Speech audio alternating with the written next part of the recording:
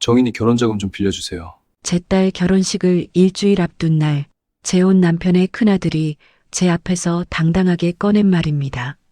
순간 귀를 의심했습니다.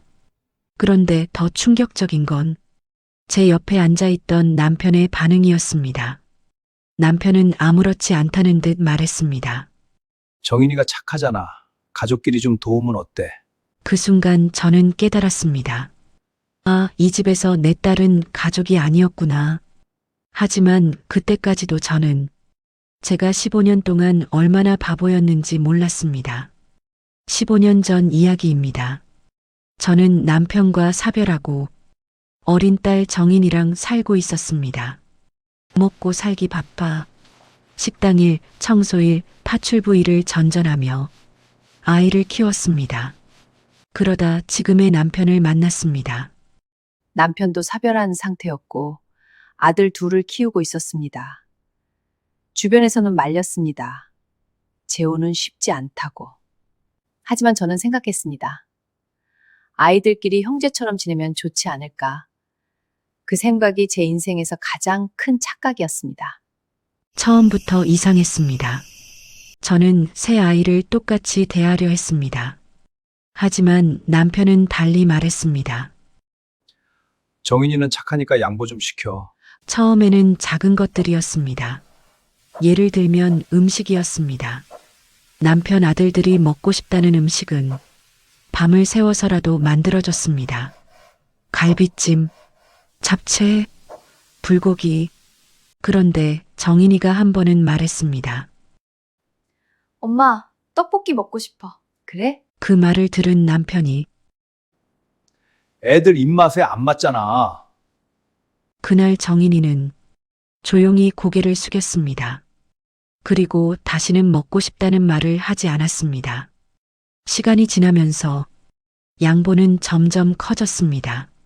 정인이 방이 남편 아들 방으로 바뀌었습니다. 학원도 끊었습니다. 오빠들 공부해야지. 심지어 제가 몰래 모아둔 정인이 비상금까지 남편이 가져갔습니다. 애들 등록금이 급하다.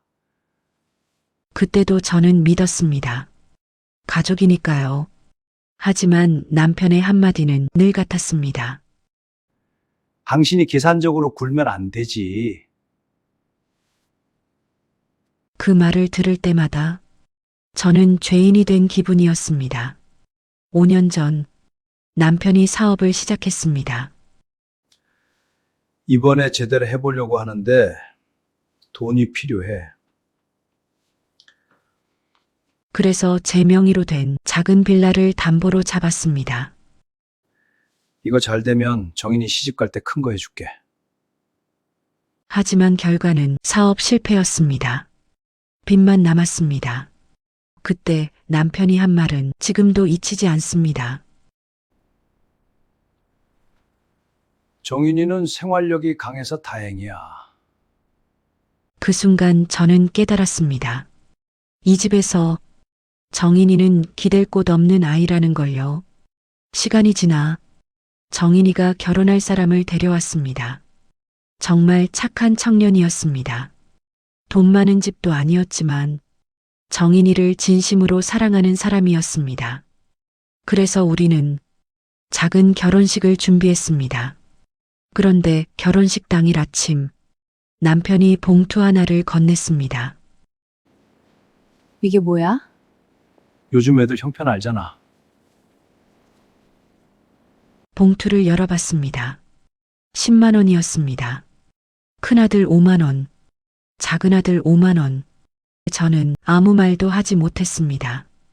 그날 오후 결혼식장 화장실 근처에서 큰아들의 통화를 듣게 됐습니다. 야, 그 아줌마 딸 결혼식에 5만이면 많이 준 거지. 솔직히 우리가 걔랑 무슨 상관이야. 그 순간 15년 세월이 무너졌습니다.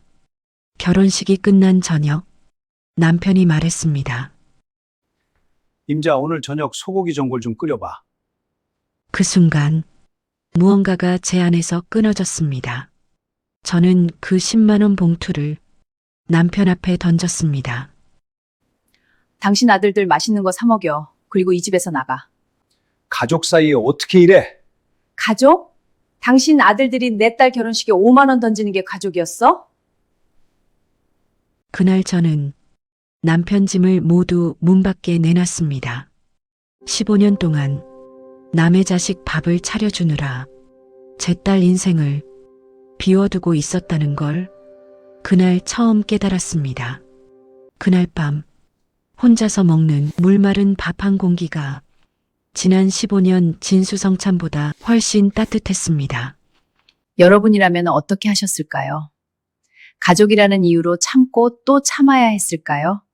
아니면 저처럼 결국 선을 그었을까요?